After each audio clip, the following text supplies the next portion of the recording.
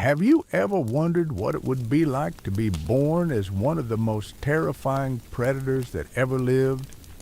Well, buckle up, because today we're diving into the brutal reality of what it actually meant to hatch as a Sarcosuchus in the swamps of ancient Africa. Trust me, it wasn't the power fantasy you might imagine. Picture this. You're about to experience life through the eyes of one of prehistory's most fearsome apex predators. But here's the twist that nobody talks about. Being born as a baby Sarcosuchus was basically nature's version of being thrown into the deep end of the most dangerous swimming pool imaginable. And spoiler alert, most of your siblings weren't going to make it to their first birthday. Now, before we get into the nightmare fuel that was Sarcosuchus' childhood, let me paint you the full picture of just how insane this creature was. We're talking about a crocodilian that could grow to nearly 40 feet in length. That's longer than a school bus, with jaws powerful enough to snap a car in half. These weren't just big crocodiles. These were living tanks with teeth, ruling the rivers of Cretaceous Africa like aquatic dragons. But here's what's absolutely mind-blowing about this story. I've spent months researching every detail of Sarcosuchus' life, from their nesting behaviors to their hunting strategies, and what I discovered about their early life will completely change how you think about prehistoric predators. Because the truth is, being born at the top of the food chain doesn't mean you start there. Oh no, it means you have to survive long enough to claim that throne. And the odds were stacked against you from day one. So let's rewind the clock about 113 million years to the early Cretaceous period in what we now call Niger, West Africa. The world looks nothing like it does today. The climate is hot and humid, almost tropical everywhere. Massive rivers wind through dense forests of ancient trees, and the air buzzes with insects the size of small birds. This is a world where dinosaurs rule the land, and in the murky waters of these prehistoric rivers, something even more terrifying is about to make its debut. Your story begins not with a roar or a splash, but with a crack. A tiny crack in a leathery shell buried in warm sand along the riverbank. You're inside that shell, and you have no idea what's waiting for you out there. All you know is this overwhelming urge to break free, to push and wiggle and snap your tiny jaws until the world around you splits open. The moment you hatch, reality hits you like a freight train. Light floods your eyes, bright and harsh, reflecting off the muddy banks of a slow-moving river that stretches wider than anything you could imagine. But you're not alone in this moment of birth. Around you, scattered across the sandy nest, your brothers and sisters are breaking free from their own shells. Dozens of them, maybe more, their tiny snouts poking out of cracked eggs like some prehistoric version of whack-a-mole. And that's when you see her, your mother. She's absolutely massive, a living mountain of muscle and scales that makes the riverbank look small. Her ridged back rises from the muddy shallows like the spine of some ancient dragon, and her yellow eyes sweep back and forth across the nest with an intensity that would make a hawk jealous. She's been guarding this nest for months, fighting off everything from small dinosaurs to other crocodiles, all to give you this one shot at survival. But here's where things get real, really fast. Your mother might be protective, but she's not going to hold your hand through this. From the moment you hatch, you're on your own in a world that wants nothing more than to turn you into lunch. And trust me, that world is not messing around. Your first challenge comes immediately. Those tiny legs that just carried you out of your shell, they're weak, awkward, barely able to support your weight as you scramble across the warm sand toward the water. Every step is a struggle, your claws digging into the mud as you try to figure out how this whole walking thing works. Meanwhile, your mother is already moving, leading the surviving hatchlings toward the river's edge. And if you can't keep up, well, that's natural selection for you. The smells hit you like a wall of information your brain can barely process. The river smells rich and alive, full of fish and rotting vegetation, and something big and musky that makes your primitive instincts scream danger. You don't understand what any of it means yet, but your body knows enough to keep you moving forward toward the water that will become your world. Then it happens. A rustle in the reeds nearby, so quick you almost miss it. A sharp-beaked shape darts out of the vegetation faster than your eyes can track. It's a small dinosaur, a dromaeosaur, and its hungry eyes have locked onto you and your siblings like your items on a menu.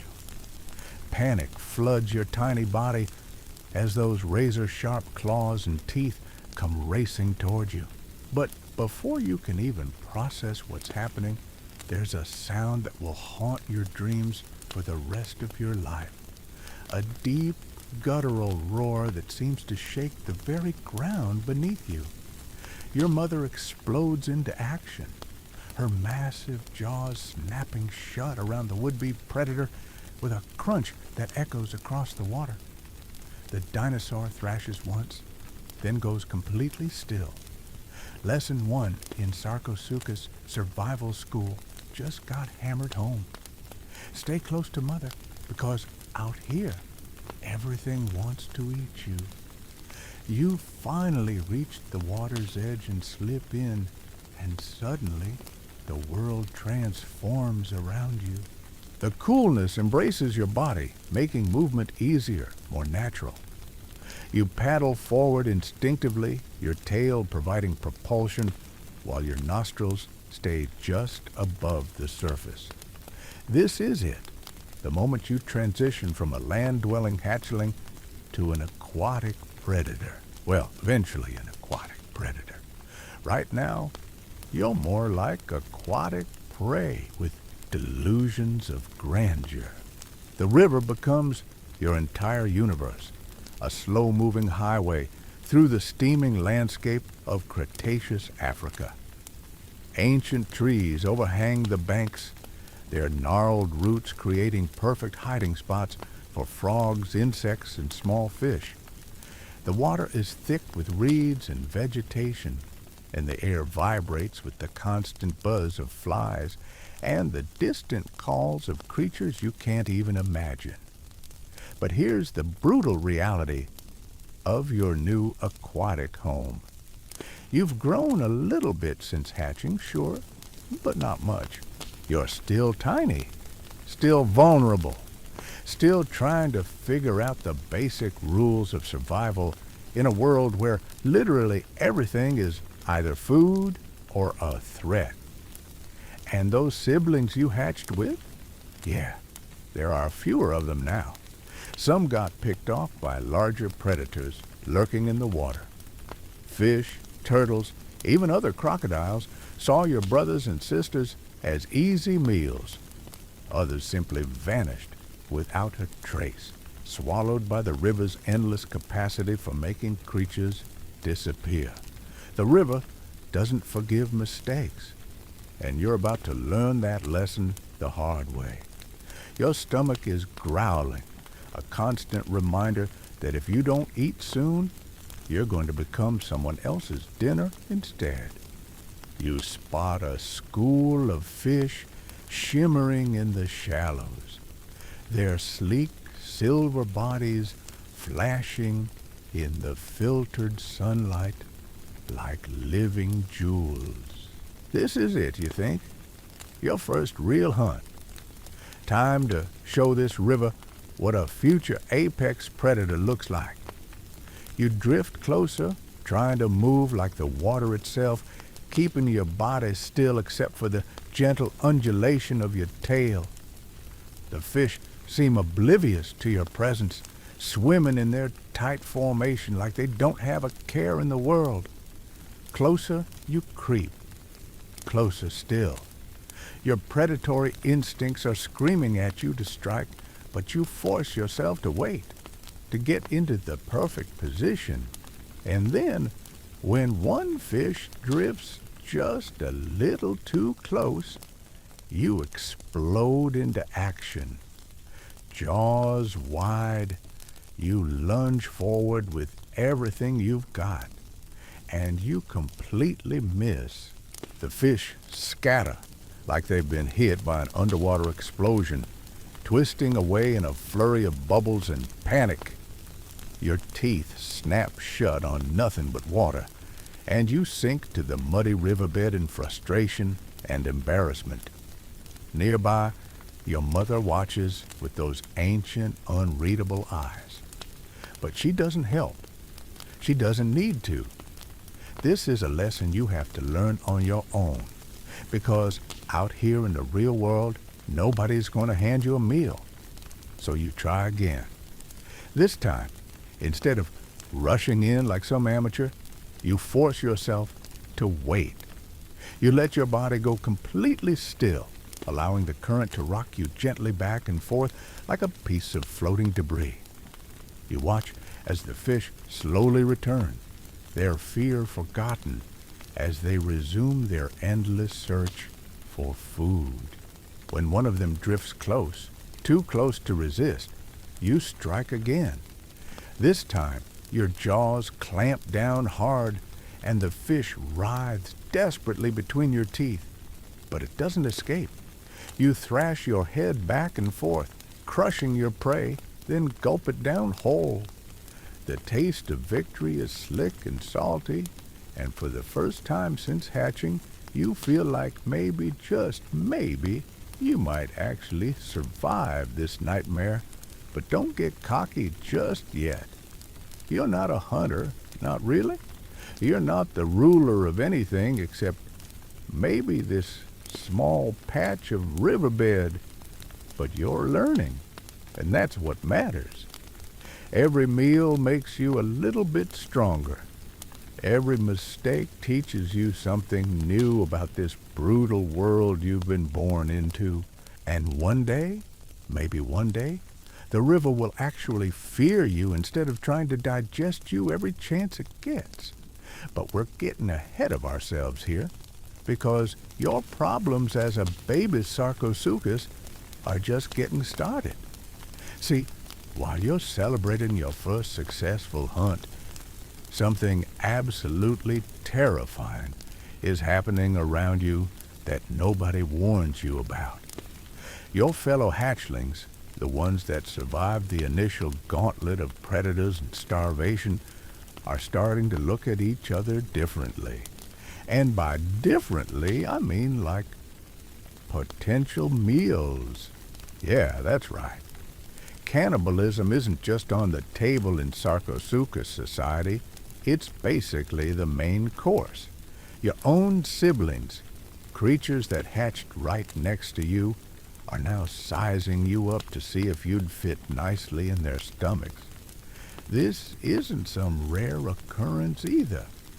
This is standard operating procedure in the crocodilian world, and baby Sarcosuchus took this brutal family dynamic to absolutely horrifying levels.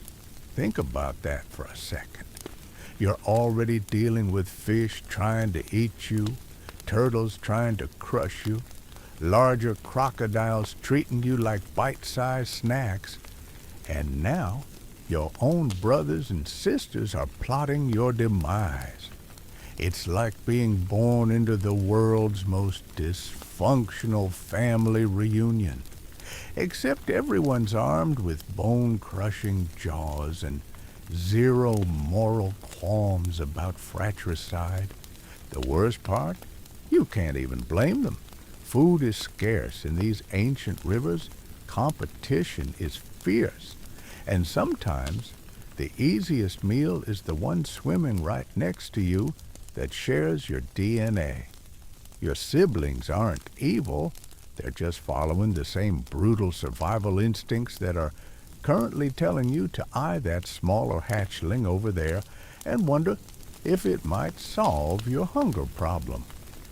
This is where the Sarcosuchus experience becomes truly nightmarish. You're not just fighting for survival against the world, you're fighting for survival against your own family. Every interaction with a sibling becomes a careful calculation. Are they bigger than you? Faster? Hungrier? Because if the answer to any of those questions is yes, you might be about to become an involuntary protein supplement. The river itself becomes a maze of terror and opportunity. Those ancient trees hanging over the water create perfect ambush spots, but you can never tell if there's a predator hiding in the shadows or if it's just your paranoid imagination working overtime. Every splash could be a fish jumping, or it could be something massive sliding into the water with you on its menu. And speaking of massive things, let's talk about the absolute giants that call this river home alongside you. Remember, you're living in the Cretaceous period, when everything was supersized. The fish in these waters aren't just big, they're monstrous. We're talking about coelacanths the size of small cars and lungfish that could swallow you without even noticing. These aren't the kind of gentle giants you might imagine either. These are hungry, aggressive predators that see a tiny Sarcosuchus as nothing more than a convenient appetizer. But it gets worse. The river is also home to other crocodilians, creatures that are essentially older, bigger, meaner versions of what you're trying to become. These adults have zero patience for upstart hatchlings in their territory. They'll snap you up without a second thought, not because they're particularly hungry, but because eliminating competition is just good business sense in the predator world. The psychological toll of this constant vigilance is something nobody talks about when they're gushing over how awesome prehistoric predators were. You can't relax, ever. Sleep becomes this terrifying necessity where you have to find the perfect hiding spot. Something concealed enough to avoid detection, but with enough escape routes that you won't get trapped if something finds you anyway. Your days develop a rhythm of pure survival. Wake up, scan for threats, hunt for food, avoid becoming food, find a new hiding spot, repeat. It's exhausting in ways that go beyond physical tiredness. Your brain is constantly processing threat assessments, calculating odds, making split-second decisions that could mean the difference between living another day or becoming someone else's lunch. And here's something that'll blow your mind about this whole experience. You're getting stronger, sure, but you're also getting more paranoid. Every successful hunt teaches you new techniques, but it also teaches you just how many things can go wrong. Every close call with a predator shows you exactly how thin the line between life and death really is in these ancient waters. The river's ecosystem is like a massive, complex machine designed specifically to test every aspect of your survival skills. The water levels change with the seasons, sometimes dramatically. During dry periods, the river shrinks, concentrating all the predators and prey into smaller spaces. Suddenly, that safe territory you've been defending becomes a crowded nightmare where you're bumping into threats every few feet. During the wet season, the river explodes in size, flooding vast areas of the surrounding landscape. This might sound like a relief, more space to spread out, but it's actually a different kind of hell. All those land-dwelling predators that normally can't reach you, now they're wading through your territory, turning your aquatic sanctuary into a free-for-all hunting ground. The seasonal changes also mess with the food supply in ways that would drive any creature insane. Some months, the river teems with fish, and you can barely swim without bumping into a potential meal.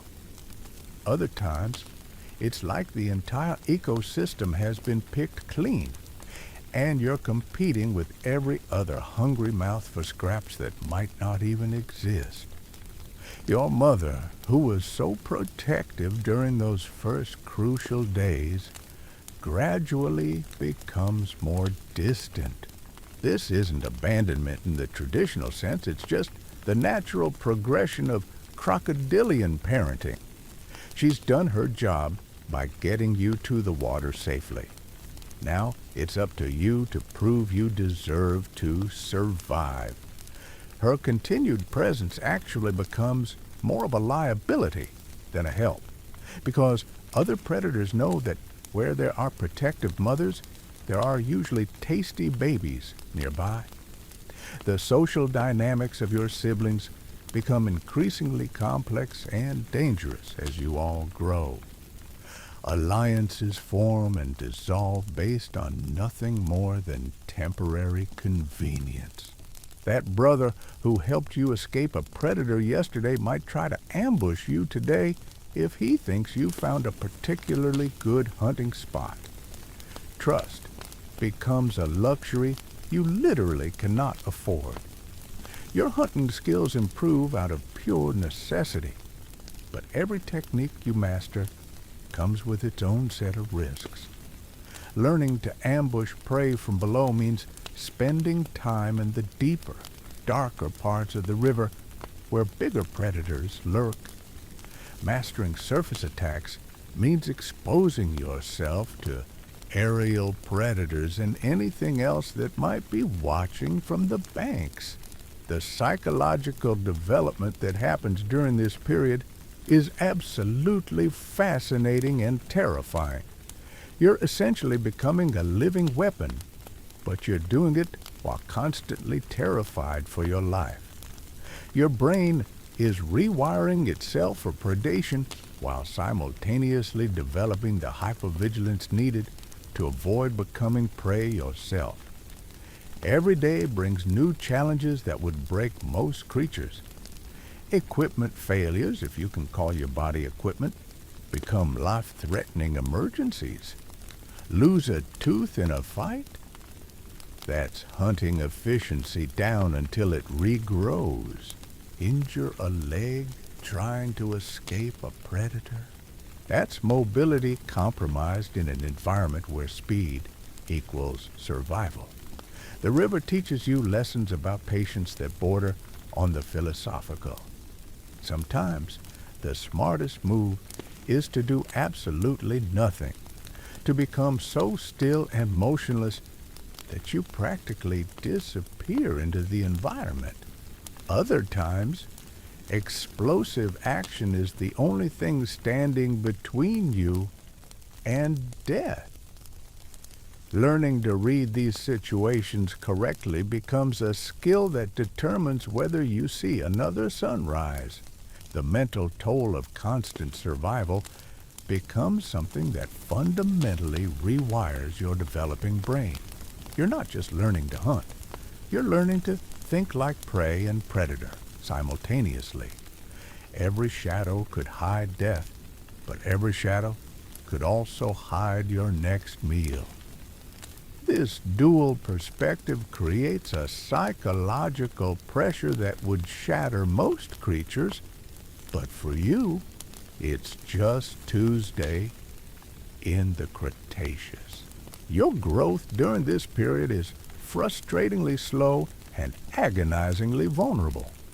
While you're adding inches to your length, everything else in the river seems to be growing faster. That turtle you could barely fit in your mouth last month, now it's eyeing you like you might make a decent snack. The fish that used to scatter when they saw you, some of them have gotten bold enough to test whether you're actually a threat or just an oversized minnow with attitude. But here's where things get really twisted. As you grow, you start developing the predatory instincts that will eventually make you the apex predator of these waters. The problem is, you're nowhere near big enough to back up those instincts yet. It's like having the mind of a serial killer trapped in the body of a house cat. You can see opportunities, you can plan attacks, you can even execute fairly sophisticated hunting strategies. But if something goes wrong, you're still small enough to become the victim instead of the victor. The territorial disputes during this phase of your life are absolutely insane.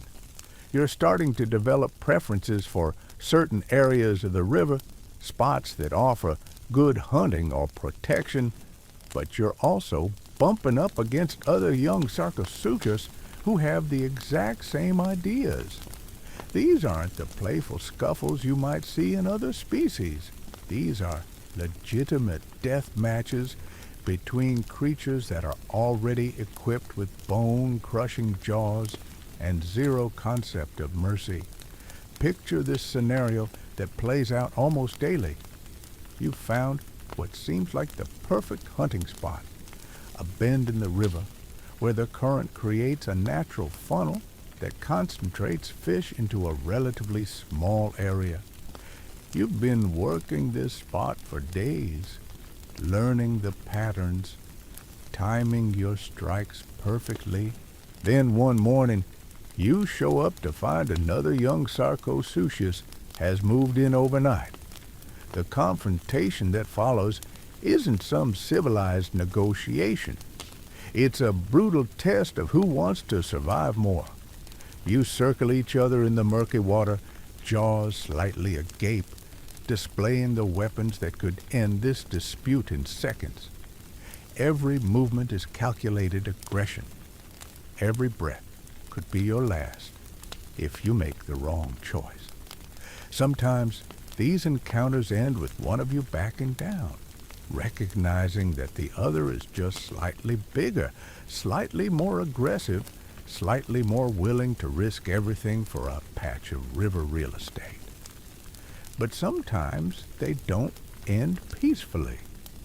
Sometimes they end with blood in the water and one fewer competitor for the limited resources of your aquatic hell. The seasonal flooding brings its own special brand of nightmare fuel. When the river swells beyond its normal boundaries, you're suddenly sharing your space with creatures that normally live on land. Dinosaurs that usually keep a respectful distance from the water's edge are now wading through your territory, turning every familiar landmark into a potential death trap. These land animals aren't used to dealing with aquatic predators, which makes them unpredictable and dangerous in ways you haven't learned to handle yet. A small theropod dinosaur might panic when it realizes it's out of its depth, literally, and that panic can result in thrashing, biting, clawing chaos that puts everyone in danger. You might think you're hunting something manageable, only to discover you've bitten off way more than you can chew. The expanded hunting territory that comes with flooding seems like a blessing at first. More space means more prey, right? Wrong. More space means more ways to get lost, more opportunities to wander into someone else's territory, more chances to find yourself in water that's too deep or too shallow or too full of things that want to eat you. Navigation becomes a survival skill that nobody prepared you for. The river you've been learning to call home suddenly becomes this sprawling maze of channels and backwaters and temporary lakes that will disappear when the water recedes. Get turned around in this aquatic labyrinth, and you might find yourself cut off from familiar hunting grounds, surrounded by unfamiliar predators, completely lost in a world that changes shape every day. Your diet during this growth phase becomes increasingly desperate and opportunistic. You'll eat literally anything you can catch and swallow. Fish when you can get them, insects when you can't, small amphibians, crustaceans, basically anything that won't kill you first. This isn't gourmet dining, this is survival eating, and some of your meal choices would make a garbage disposal think twice. The worst part about this dietary desperation is that it puts you in direct competition with creatures you have no business fighting.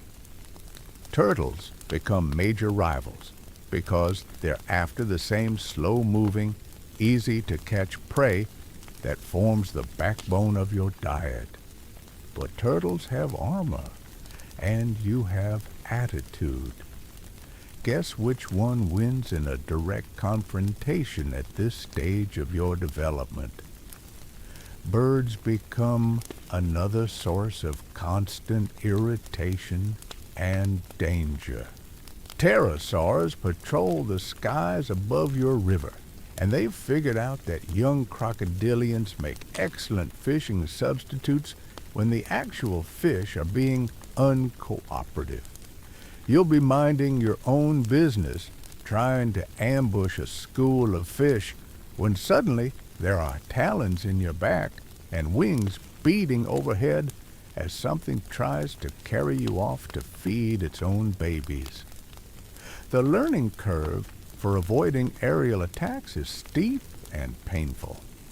You have to develop this weird sixth sense about shadows passing overhead, because that split second of warning might be the only thing standing between you and becoming bird food. Every time you surface to breathe, you're vulnerable. Every time you bask in shallow water to regulate your body temperature, you're exposed. Your camouflage skills become absolutely critical during this period. The ability to blend into muddy water or disappear among fallen logs isn't just useful. It's the difference between life and death on a daily basis. You spend hours perfecting the art of looking like anything except a young crocodile. Sometimes you're a floating stick. Sometimes you're a clump of vegetation. Sometimes you're just part of the riverbed itself. But camouflage only works if you can stay perfectly still. And staying perfectly still means missing opportunities. It's this constant balancing act between safety and starvation. Move too much, and predators spot you. Move too little, and you don't catch enough food to keep growing. The margin for error is essentially zero. The social aspects of your development become increasingly complex as you encounter other young Sarcosuchus who've survived as long as you have. These aren't your siblings anymore. Those relationships dissolved months ago in blood, and necessity. These are competitors who've proven they have what it takes to make it this far, which makes them both potential allies and definite threats. Sometimes you find yourself hunting in loose groups, not because you like each other, but because there's safety in numbers when larger predators are around. A pack of young Sarcosuchus can drive off threats that would easily pick off individuals. But these alliances are temporary and fragile, held together by nothing more than mutual convenience and the shared understanding that cooperation beats extinction. The breakdown of these temporary partnerships often happens over food, because of course it does. You and two other young crocodiles might work together to bring down a large fish, but once it's dead, the question becomes who gets to eat it. These negotiations are conducted entirely through body language, threat displays, and the occasional violent reminder of why sharing isn't really part of crocodilian culture. Your hunting techniques become more sophisticated out of pure necessity. Simple ambush tactics that worked when you were smaller stop being effective as your prey gets smarter and more experienced.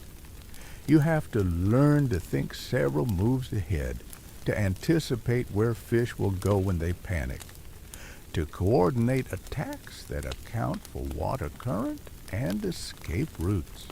The development of your death roll technique during this period is both fascinating and terrifying.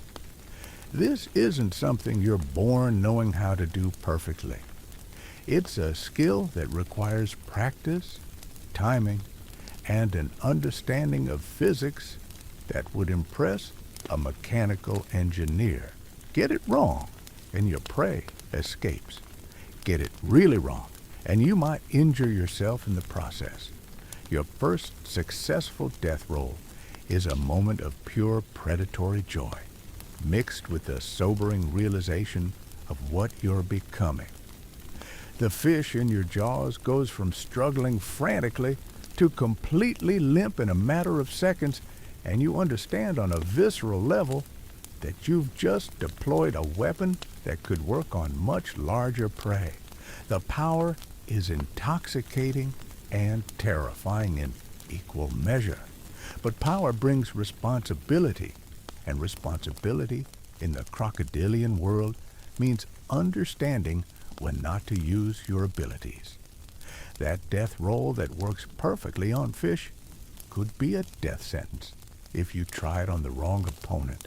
Learning to assess threats accurately becomes as important as learning to neutralize them effectively. The gradual shift from prey to predator happens so slowly that you almost don't notice it at first. Fish that used to ignore you completely start giving you a wider berth. Small turtles that used to compete with you for food start avoiding areas where you hunt. Even some of the insects seem to sense that you're becoming something more dangerous than you used to be.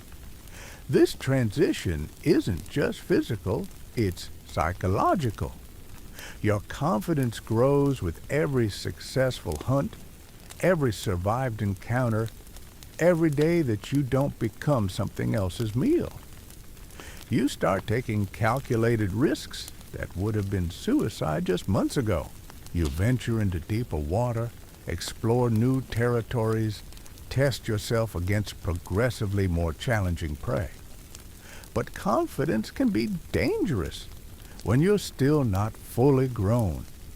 Overestimating your abilities at this stage can be fatal, and the river has a way of humbling creatures that get too cocky too quickly.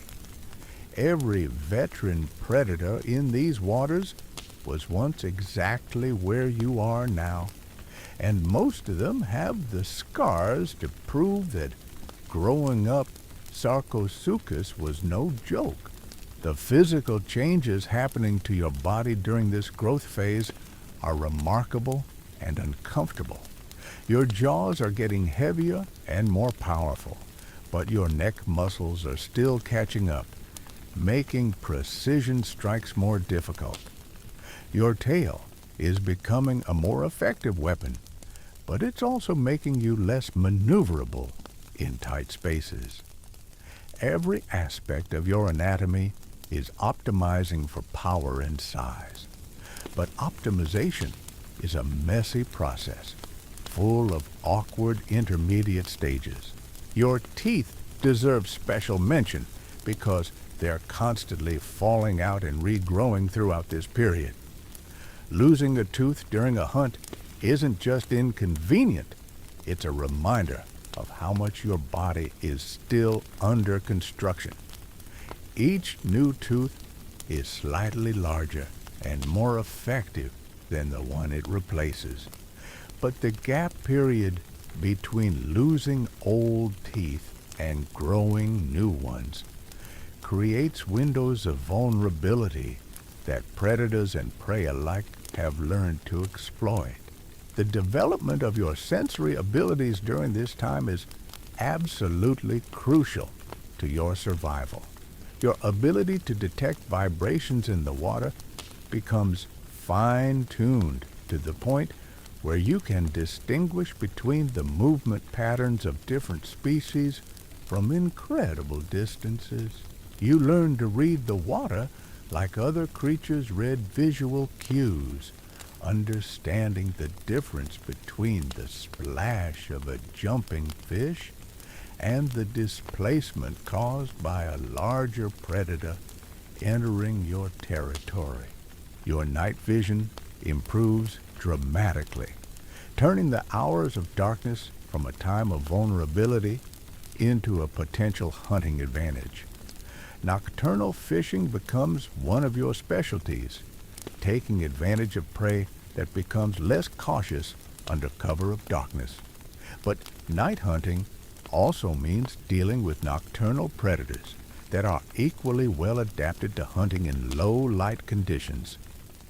The acoustic landscape of your river home becomes as important as the visual one. You learn to identify the calls and sounds of dozens of different species, understanding which ones signal opportunity and which ones mean immediate danger. The distant bellow of an adult Sarcosuchus becomes a sound that sends you swimming in the opposite direction as quickly as possible. Weather patterns start affecting your behavior in increasingly sophisticated ways. You learn to anticipate storms and flooding, to recognize the atmospheric pressure changes that signal major shifts in river conditions. Your ability to find shelter during violent weather becomes as important as your hunting skills, because even the most fearsome predator can be killed by debris in flood conditions. The psychological development that occurs during this period is perhaps the most remarkable aspect of your growth. You're developing the mental framework that will eventually make you an apex predator, but you're doing it while still being vulnerable to predation yourself. It's like learning to think like a king while still living as a peasant, and the cognitive dissonance is intense. Your decision-making processes become increasingly complex as you weigh more variables in every choice. Should you investigate that disturbance in the reeds, or could it be a trap? Is that injured fish an easy meal or bait for a larger predator? Every situation requires analysis that balances opportunity against risk, and getting these calculations wrong can be immediately fatal. The development of patience becomes one of your most valuable survival skills. Learning to wait for the perfect moment to strike, to endure hunger rather than take unnecessary risks, to resist the urge to act when inaction is the smarter choice. This kind of patience goes against every instinct screaming at you to do something, anything, to improve your situation. But perhaps the most challenging aspect of this entire growth period is the gradual realization that you're changing into something that other creatures should fear, while still being acutely aware of how many things can kill you without breaking a sweat. You're caught between two worlds, no longer truly prey, but not yet truly predator. And that liminal space is the most dangerous place to be in an ecosystem that doesn't believe in participation trophies. The territorial battles that define this phase of your existence become increasingly sophisticated and brutal. You're no longer just fighting for scraps. You're starting to establish legitimate hunting grounds, patches of river that you're willing to defend with your life. But here's the twisted reality nobody prepared you for. Every territory worth having is already claimed by something bigger, meaner, and infinitely more experienced than you are. Picture yourself approaching what looks like prime real estate, a shallow bay where fish congregate and the hunting is easy. The water seems calm, inviting even. But as you drift closer, you notice the subtle signs that mark this as someone else's domain. Claw marks scored deep into the muddy bank, the conspicuous absence of smaller predators, that particular quality of stillness that screams danger to anyone smart enough to recognize it. And then you see them. Eyes, just eyes, barely breaking the surface tension, watching your every move with the patient intensity of a creature that's never had to hurry toward a kill. This is an adult Sarcosuchus, maybe not fully grown, but easily 3 times your size, and you've just wandered into their dining room like an oblivious appetizer. The smart move would be to back away slowly, to retreat with whatever dignity you can salvage. But hunger makes creatures do stupid things, and you've been hungry for days. That school of fish is right there, practically begging to be hunted. Your predatory instincts are screaming that this could solve your food problems for a week. Your survival instincts are screaming something entirely different. What follows is a masterclass in psychological warfare conducted entirely underwater. The larger Sarcosuchus doesn't attack immediately. Instead, they rise slightly, just enough to display the true magnitude of their size. Their jaws part slightly, revealing rows of teeth that look like ivory daggers. The message is clear and brutal. Leave now or become a cautionary tale. But you're young and stupid and desperate enough to consider your options. Maybe, just maybe, you could grab one fish and escape before those massive jaws could react. Maybe the larger predator is slower than they look. Maybe you're faster than you think. These maybes pile up in your head like a tower of increasingly dangerous assumptions. The adult Sarcosuchus seems to read your thoughts because their next move is pure psychological intimidation. They perform what can only be described as a demonstration kill. A fish, probably no different from the ones you've been fantasizing about, swims just a little too close. The strike that follows is so fast it barely registers as movement. One moment there's a fish. The next moment there isn't. The water barely ripples. The message lands with crystal clarity. That could be you. That will be you if you don't leave immediately. Your youthful bravado evaporates like morning mist, replaced by the cold reality that you're completely outclassed in every possible way. You retreat, tail tucked metaphorically and literally between your legs, another valuable lesson learned in the brutal University of Sarcosuchus survival. But these encounters aren't just about learning your place in the food chain, they're also inadvertent masterclasses in predatory technique. Every adult you encounter, even the ones trying to kill you, demonstrates skills that you're years away from mastering. The way they move through water without creating ripples, the patience they display while waiting for the perfect strike, the ruthless efficiency with which they dispatch prey. You become an accidental student of murder, studying the techniques that will eventually make you the apex predator of these waters. But studying and implementing are two very different things. Your attempts to replicate what you've observed often end in humiliating failure. That silent swimming technique that looks so effortless, it requires muscle control and body awareness that you're still developing. Those lightning-fast strikes, they demand timing and coordination that comes only with years of practice. The frustration of being trapped in a body that can't execute the techniques your brain understands becomes a constant source of psychological pressure. You know exactly what you need to do to become a more effective hunter. You can visualize the perfect ambush, plan the ideal attack sequence, anticipate your prey's escape routes.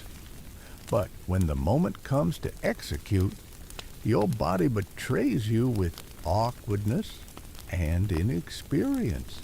This disconnect between knowledge and ability creates a dangerous overconfidence that nearly gets you killed more times than you care to remember. You start attempting hunts that are beyond your current capabilities, targeting prey that requires skills you haven't fully developed yet.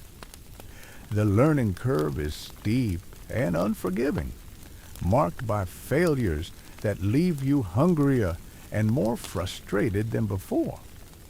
The seasonal changes bring new challenges that test every survival skill you've managed to develop.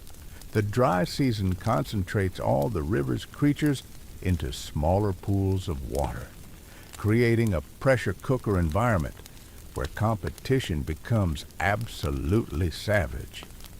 Suddenly, that territory you've been carefully establishing shrinks to a fraction of its former size, and you're sharing it with creatures that used to give you a wide berth. The social dynamics during these concentrated periods become incredibly complex. Temporary truces form between natural enemies because the alternative is mutual destruction.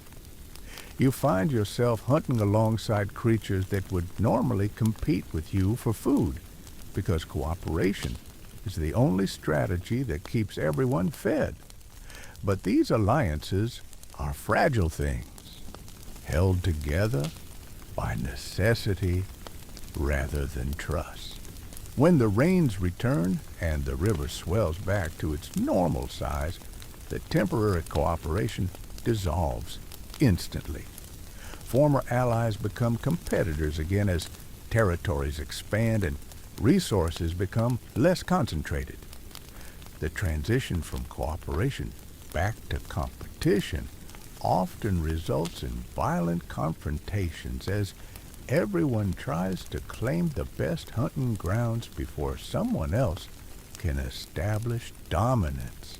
Your hunting strategies become increasingly sophisticated during this period, driven by the simple reality that basic ambush techniques stop working as your prey becomes more experienced and paranoid.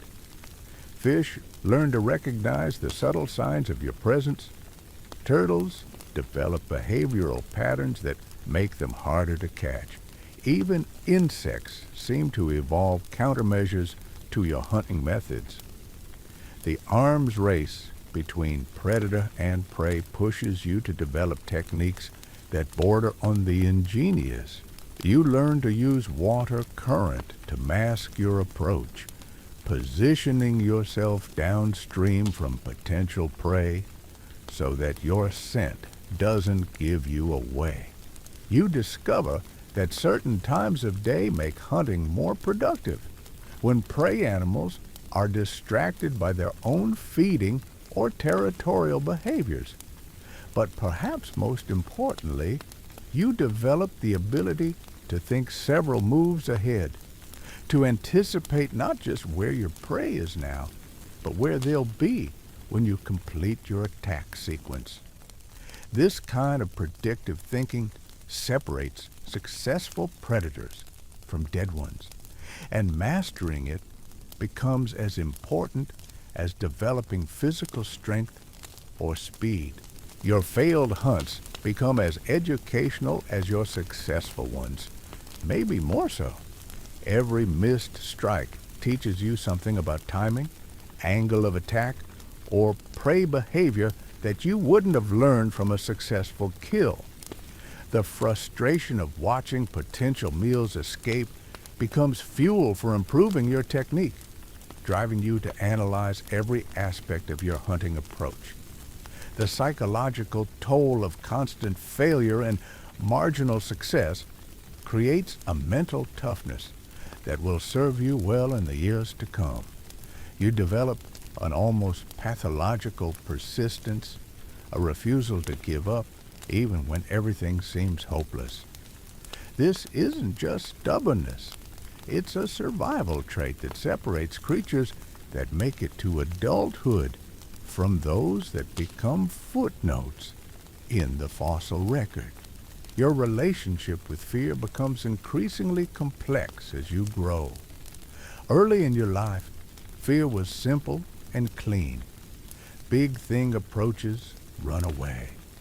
Now fear becomes a tool that you use to stay alive while simultaneously overcoming it enough to function as a predator. You learn to operate while terrified, to make rational decisions even when your primitive brain is screaming warnings. The development of your threat assessment abilities becomes crucial to survival. You learn to distinguish between different types of danger, to recognize which threats require immediate flight and which ones can be managed through careful positioning or strategic retreat. This isn't cowardice, it's intelligence, and it keeps you alive long enough to grow into something genuinely dangerous. Your physical development during this period creates its own set of challenges. Your growing body requires more food, but your hunting skills haven't kept pace with your caloric needs. You're caught in a biological catch-22, where you need more energy to grow, but you need to grow to be effective enough to capture the energy you need. The solution comes through diversifying your diet in ways that would make a nutritionist weep.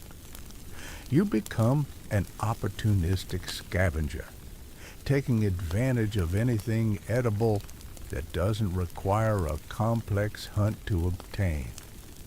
Carrion becomes a significant part of your diet, despite the risks associated with feeding on animals that died from unknown causes. Scavenging brings its own set of dangers and social complications. Other scavengers don't appreciate competition, and many of them are better equipped for fighting than you are. Vultures have beaks and talons. Other crocodilians have size and experience. You have attitude and desperation, which isn't always enough to secure access to a carcass. The etiquette of scavenging becomes another survival skill you're forced to master. learning to approach a feeding site carefully, to assess the social dynamics before committing to a meal, to retreat gracefully when you're outclassed. These aren't glamorous skills, but they keep you fed during the lean periods when hunting success is sporadic. Your growing reputation as a predator starts affecting the behavior of other creatures in ways both beneficial and problematic. Smaller animals begin giving you more space, which makes hunting them easier, but also limits your food options. Medium-sized creatures become more aggressive in their interactions with you, treating you as a legitimate threat rather than an annoyance. This shift in how others perceive you creates new strategic opportunities and challenges. You can sometimes intimidate competitors away from food sources through pure presence, but you also attract the attention of larger predators who see you as competition worth eliminating. Your growing size makes you more capable, but also more visible to threats you'd prefer to avoid. The territorial disputes that define this phase of your life become exercises in psychological warfare as much as physical confrontation. You learn to project strength even when you're not feeling particularly strong, to use body language and positioning to avoid fights you might not win. Sometimes the most effective weapon is the threat of violence rather than violence itself. Your understanding's ecosystem becomes increasingly sophisticated as you mature of the river. You start recognizing the subtle signs that indicate environmental changes, understanding how weather patterns affect prey behavior, predicting where food will be most abundant based on seasonal variations. This ecological awareness becomes as important as physical prowess in determining hunting success. The development of your patience reaches almost Zen-like levels during this period. You learn to wait for hours without moving, to endure discomfort and hunger rather than compromise a hunting position. This kind of patience goes you to act, to against every instinct that tells do something, anything, to improve your situation. But perhaps the most remarkable aspect of your development during this phase is how you start thinking like an apex predator while still being vulnerable to predation yourself. Your mind begins operating on multiple levels simultaneously, planning attacks while monitoring for threats, assessing opportunities while calculating risks. This mental complexity is what will eventually make you the ruler of these waters, assuming you survive long enough to reach your full potential.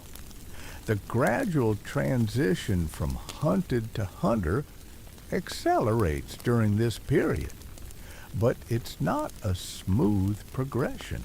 Some days you feel invincible, capable of taking on anything the river throws at you. Other days, a close encounter with something larger and hungrier reminds you exactly how far you still have to go before you can claim the title of apex predator. Your hunting grounds expand as your confidence and abilities grow, but expansion brings you into contact with new threats and competitors. Every new territory you explore contains unknown dangers and opportunities. The familiar becomes unfamiliar as you push the boundaries of your and more abundant world, seeking better hunting grounds, food sources. The social interactions with other Sarcosuchus become increasingly complex as you encounter individuals at different stages of development. Younger crocodiles represent potential competition and occasional meal opportunities. Older ones represent threats to be avoided and teachers to be observed from a safe distance.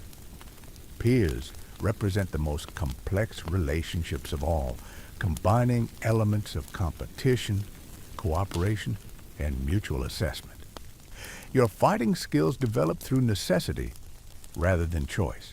Every territorial dispute, every competition for food, every defensive encounter contributes to your growing understanding of crocodilian combat. You learn which battles are worth fighting and which ones are better avoided.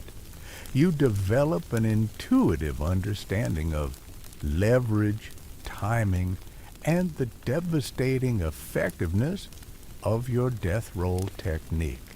The psychological pressure of constant vigilance begins shaping your personality in fundamental ways. You become more calculating, more patient, more ruthless in your decision-making. These aren't character flaws. They're adaptations that increase your chances of survival in an environment that offers no participation prizes. Your sensory abilities reach new levels of sophistication during this growth phase. You can detect the slightest vibrations in water from remarkable distances, distinguish between the movement patterns of different species, predict weather changes hours before they arrive.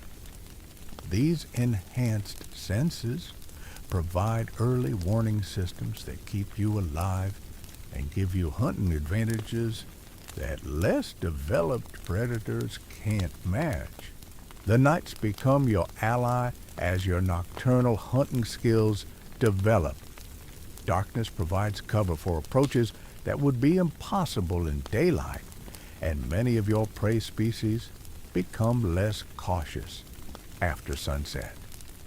Your night vision gives you significant advantages over diurnal competitors, allowing you to hunt when others are forced to rest. But night hunting also exposes you to nocturnal predators that are equally well adapted to darkness. The acoustic landscape changes dramatically after sunset, filled with sounds that don't exist during daylight hours. Learning to navigate this auditory maze becomes as important as developing visual hunting skills. Your diet continues expanding as your capabilities grow. Fish remain a staple, but you begin targeting larger prey species that would have been impossible to handle just months earlier. Small turtles, amphibians, even juvenile crocodilians from other species become potential meals rather than competitors or threats. The ethical implications of your expanding diet don't exist in the crocodilian world. Cannibalism isn't a moral choice, it's a survival strategy. Your own species represents both your greatest competition and occasionally your most convenient food source. This brutal pragmatism is what allows Sarcosuchus to thrive in environments where more squeamish creatures would starve. Your body begins developing the distinctive features that will eventually make you one of the most recognizable predators in prehistoric history. Your snout elongates and strengthens, optimizing for the fish-heavy diet that will sustain you throughout your life. Your armored hide thickens, providing protection against the increasingly serious threats you encounter as you grow. The speed of your growth creates its own challenges. Your rapidly changing body requires constant recalibration of hunting techniques. Strikes that worked last month might fail this month because your reach and power have changed. Your center of gravity shifts as your mass increases, affecting your ability to maneuver in tight spaces. Your territorial instincts strengthen dramatically during this period. Areas of the river that you once shared reluctantly with other creatures become spaces that you're willing to defend aggressively. This isn't just about food access. It's about establishing the dominance patterns that will define your adult relationships with other predators. The establishment of territory brings new responsibilities and challenges. You must patrol your boundaries regularly, marking them in ways that other crocodilians understand and respect. Territory maintenance becomes a full-time job that competes with hunting and feeding for your time and energy. Your interactions with the river's other apex predators become increasingly tense as your size and confidence grow. Adult Sarcosuchus that once ignored you completely now view you as potential competition. These relationships require careful management because antagonizing the wrong individual could result in violent confrontation before you're ready to handle it. The learning never stops during this crucial growth phase. Every encounter teaches you something new about predator behavior, prey patterns, or environmental conditions. Your brain becomes a constantly updating database of survival information, processing, and cataloging experiences that will inform future decisions. Your success rate in hunting improves steadily, but so does the complexity of your prey's anti-predator behaviors. It's an evolutionary arms race playing out in real time, with each successful hunt teaching your prey species new ways to avoid becoming your next meal. Staying ahead of these adaptations requires constant innovation in your hunting strategies. The transition from vulnerable juvenile to dangerous predator happens gradually, then suddenly. One day, you realize that smaller creatures are actively avoiding areas where you hunt, that your presence alone is enough to clear fish from entire sections of river. The psychological shift from feeling like prey to feeling like a predator is both exhilarating and terrifying. But you're still not there yet. Still not the 40-foot monster that will eventually rule these waters absolutely. You're something in between, dangerous enough to be respected, but not yet powerful enough to be truly feared. And in that liminal space, new challenges await that will test everything you've learned about survival in the brutal world of Cretaceous Africa. The river continues flowing, carrying you toward a destiny written in scales and teeth and the inexorable logic of evolutionary success. But first, you must survive the gauntlet of adolescence in a world where growing up means learning to kill or learning to die. And for a creature destined to become one of history's most fearsome predators, that education is just beginning to get interesting. The adolescent phase of your existence brings with it a twisted kind of progress. You're no longer the helpless hatchling that scrambled desperately toward water months ago, but you're also not yet the apex terror that your genetics promise you'll become. Instead, you occupy this nightmarish middle ground where you're dangerous enough to attract serious attention from competitors, but not quite powerful enough to handle all of that attention when it arrives. Your body has stretched to somewhere around 12 feet in length now, which sounds impressive until you remember that adult Sarcosuchus can reach nearly 40. You're like a teenager trying to intimidate adults while your voice is still cracking.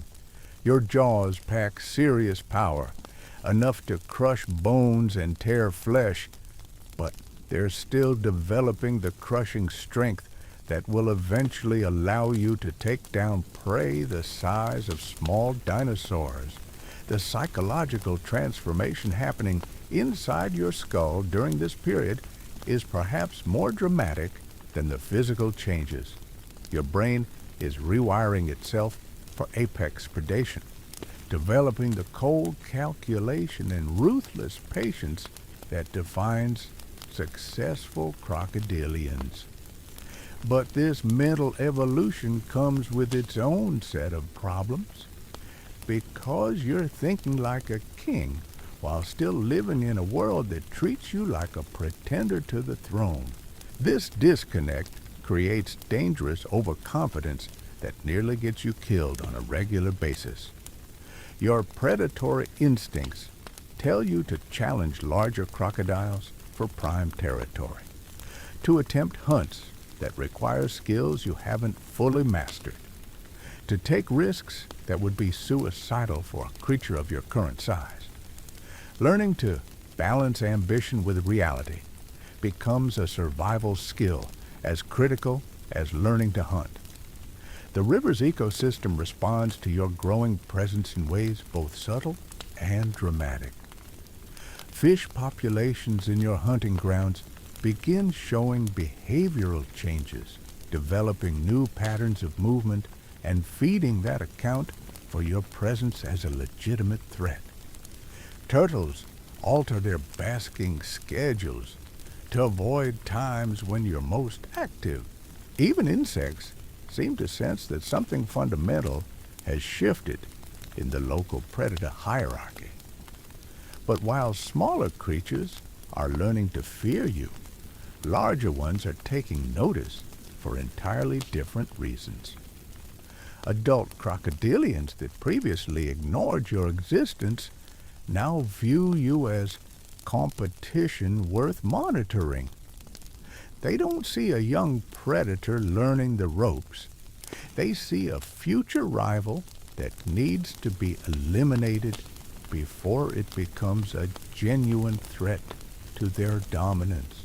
These adult rivals employ psychological warfare tactics that would make a military strategist proud. They don't attack you directly, at least not initially. Instead, they systematically disrupt your hunting activities, appearing just as you're about to strike at prey, forcing you to abandon promising ambush positions, making your life miserable without giving you a clear target for retaliation. The message is crystal clear. You're tolerated for now, but that tolerance has limits. Push too hard, grow too fast, become too successful. And those limits will be enforced with bone-crushing finality. It's a delicate balancing act that requires you to establish yourself as a serious predator, while avoiding actions that might trigger a violent response from creatures that could still destroy you without breaking a sweat. Your hunting strategies during this period become increasingly sophisticated out of necessity. Simple ambush tactics that worked when you were smaller are no longer sufficient for the larger prey you need to sustain your growing body. You develop multi-stage attack plans that account for prey escape routes, environmental factors, and the possibility of interference from competitors. The death roll technique that you've been perfecting becomes your signature move, a devastating finishing attack that can incapacitate prey much larger than yourself. But mastering this technique requires understanding physics, timing, and anatomy in ways that push your predatory intelligence to its limits. Get the angle wrong, and your prey escapes. Get the timing wrong, and you exhaust yourself for nothing. Get the grip wrong, and you might end up injured instead of fed. Your first successful death roll on a genuinely challenging opponent is a moment of pure predatory ecstasy. The technique works exactly as your instincts promised it would. transforming a struggling, dangerous prey animal into a limp meal in a matter of seconds. The power rush is intoxicating, a glimpse of the devastating effectiveness you'll possess once you reach full size. But power corrupts, even in crocodiles, and your growing confidence leads to increasingly ambitious hunting attempts. You start targeting prey that's at the very edge of your capabilities, creatures that could seriously injure or kill you if something goes wrong. The margin for error shrinks with every hunt as you push the boundaries of what's possible for a crocodile of your current size. The seasonal flooding that year brings challenges unlike anything you've experienced before. The river swells beyond its normal boundaries, inundating vast areas of surrounding landscape and creating a temporary aquatic wilderness that stretches as far as you can see. This should be paradise for a growing crocodile, unlimited hunting grounds, and expanded territory to explore. Instead, it becomes a watery nightmare that tests every survival skill you've developed. The flooding doesn't just expand your world, it fills it with displaced creatures that have no idea how to survive in an aquatic environment.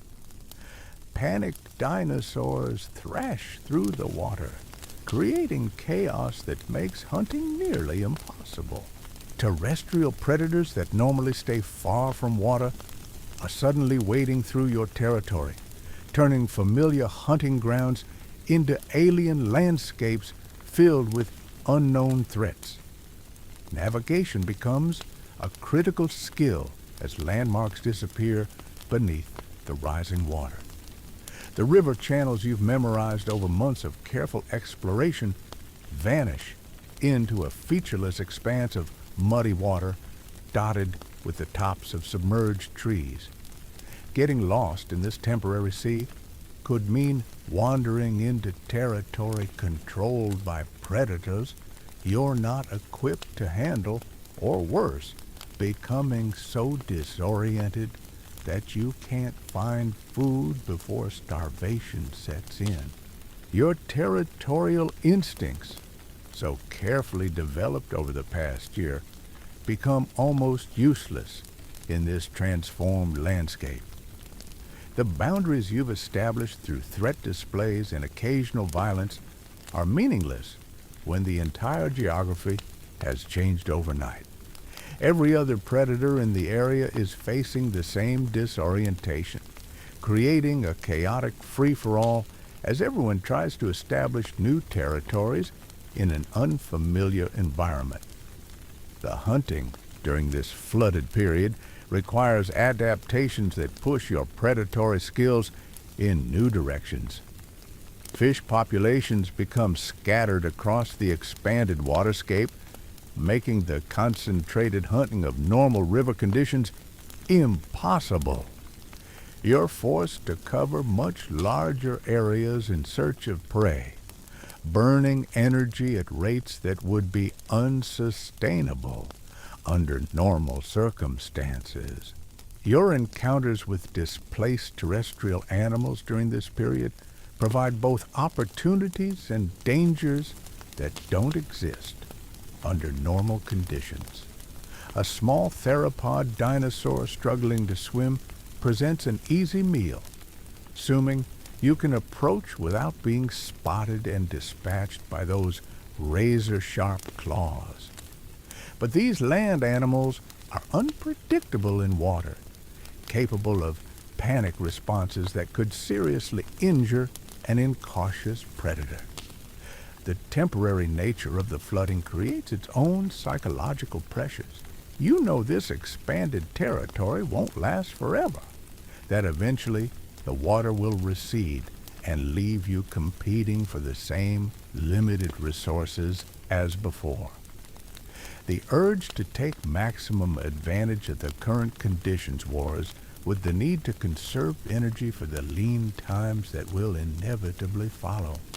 When the floodwaters finally begin to recede, they leave behind a transformed ecosystem that barely resembles the river you knew before. New channels have been carved into the landscape. Old hunting grounds have been scoured away or filled with debris. The carefully established territories of the pre-flood period are meaningless in this altered environment, forcing everyone to start over from scratch. The competition for prime territory in this post-flood landscape becomes absolutely savage. Every decent hunting spot is contested by multiple predators, leading to confrontations that are more violent and decisive than the ritualized disputes of normal times.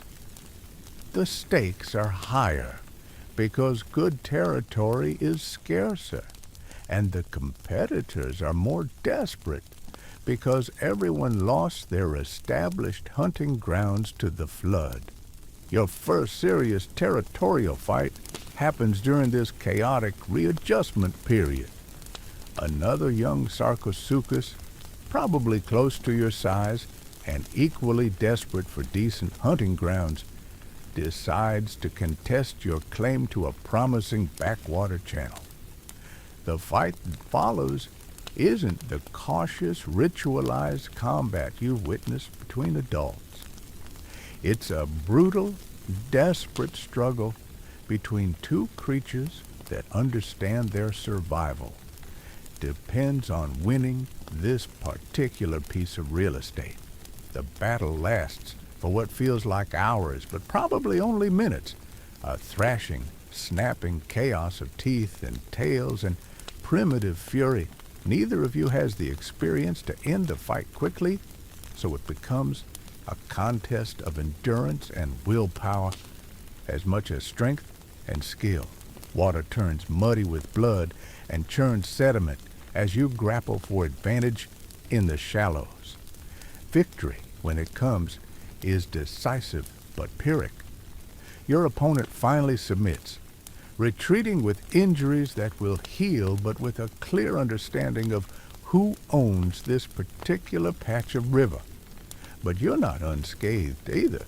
Deep gouges in your hide will serve as permanent reminders of this encounter, and the energy expenditure has left you exhausted and vulnerable to other threats. The psychological impact of winning your first real territorial battle is profound and complicated. The satisfaction of successful dominance assertion wars with the sobering realization of what crocodilian territorial disputes actually entail. This wasn't a civilized negotiation or a symbolic display of strength. This was attempted murder, conducted in muddy water, with bone-crushing jaws as weapons. So there you have it, the absolute nightmare that was growing up as a Sarcosuchus in the Cretaceous rivers of ancient Africa.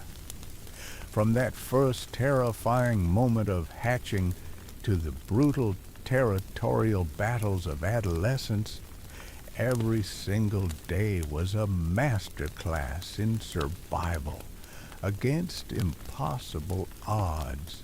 Sure, you might eventually become a 40-foot apex predator that rules the waterways, but getting there meant surviving cannibalistic siblings, dodging aerial predators, outsmarting adult crocodiles, and learning to kill before something else killed you first. Makes you appreciate being born as literally anything else, doesn't it?